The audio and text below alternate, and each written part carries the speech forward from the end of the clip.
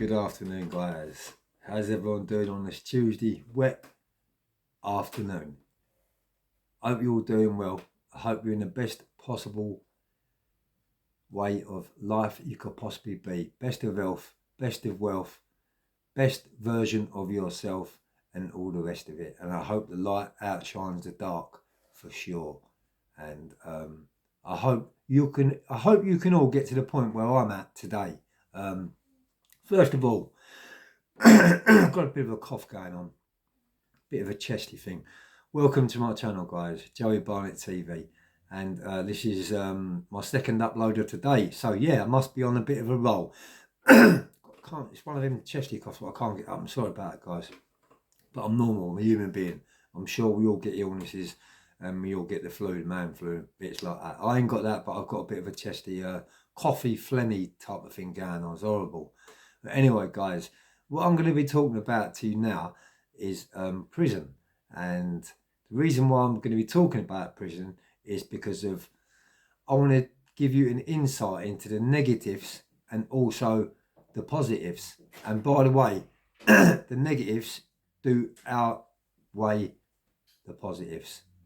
And that is for sure. There is more bad times in jail than what there was good times in jail. Although, you know, when you first land in the jail, the first few weeks, you meet all your pals in there, you know, you all reunite and you get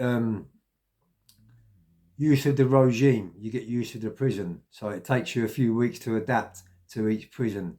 And yeah, you might have a few pals in there, but after a short period of time, you know, all becomes the same, a revolving door, going back through that revolving door.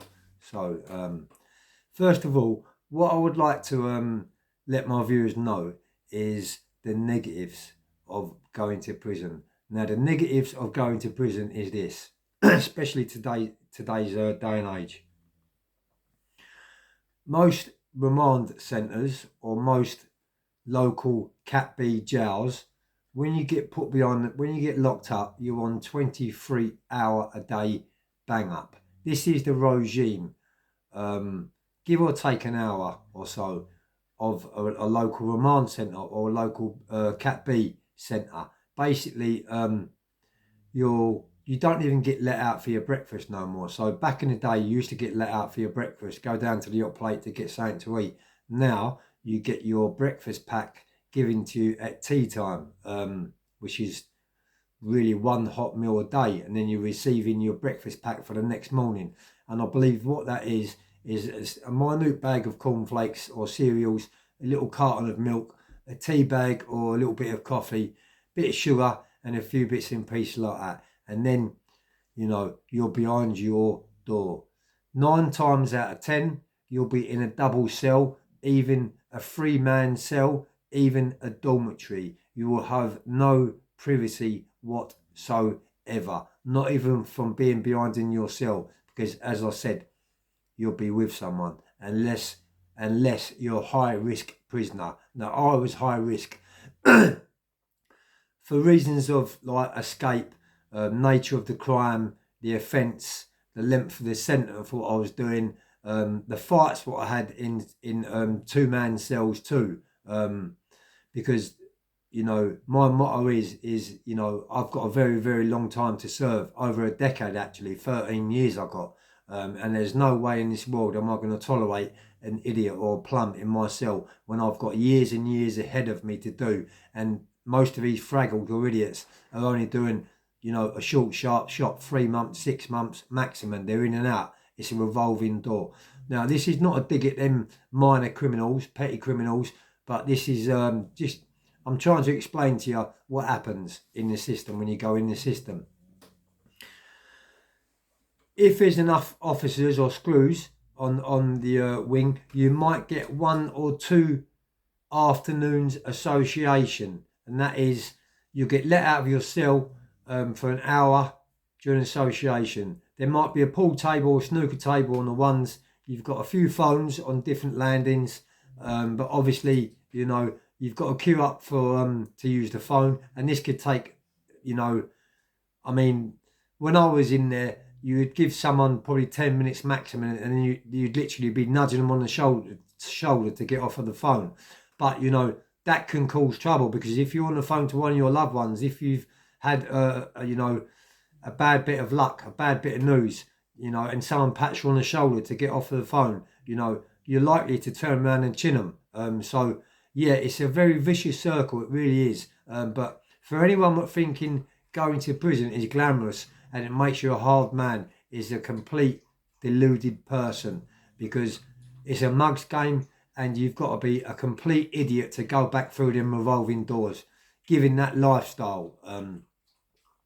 So yeah, you know, when you first get arrested, you go through reception, sit down reception for a few hours, and then you got located onto one of the wings. That could take a few hours. Then you'll get put into your cell.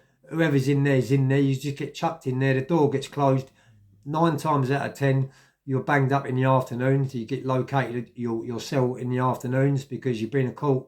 You come back from court, you're at reception, and the screws just want to get home. Half of them are pissed, by the way, the screws. You know, they don't like short-term prisoners. I'm not going to go on to that, but it's another story what I will be talking to you about. So yeah, by the time you get into your cell, it's late in the afternoon. Whoever's in the cell is in the cell. You're pushed in the cell. The door's closed until the next morning. Now, for anyone that's never been to prison, you know, you go to bed that night, and you can imagine when you wake up in the morning and the door's closed and you're behind the cell with a complete stranger, reality kicks in, and you know, you can't get out the door. You can't walk down the shop. You can't say hello to your loved one. You know, you're absolutely fucked. And that's the reality of prison. I was institutionalized because I went to prison like revolving door, all on big sentences, but it stemmed back from Borstal to DC to YC to adult jail.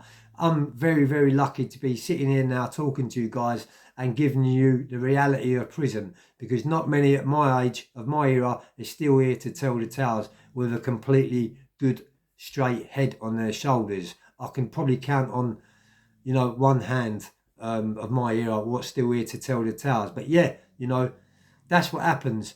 You'll get one meal a day. You know, you'll get one phone call a day. You know, if you've got a partner, if you're in a relationship, you know, your head starts going round. If you've got kids, if you've got family, you're not able to tend to them. You know, if they fall over, if your missus needs your help, you're not there. You're completely and utterly shut away from reality, shut away from normality, shut away from the real world. You're now in prison, and all you are in there is a number. So it doesn't matter what type of person you are, you know, how hard you are, how much money you've got, how famous you've got. When you go to prison, you're just a number to the screws. You're no special case. And, you know, you'll be lucky to speak to your loved ones once a day. I'm going to leave this video here, guys, because it's a very interesting subject, and I've got part 2 and part 3 coming up. Hope everyone's having a good day. Big shout out to all my subscribers. Big shout out to all those who've just landed on my channel. Please don't forget to share and subscribe to keep my channel alive. Peace.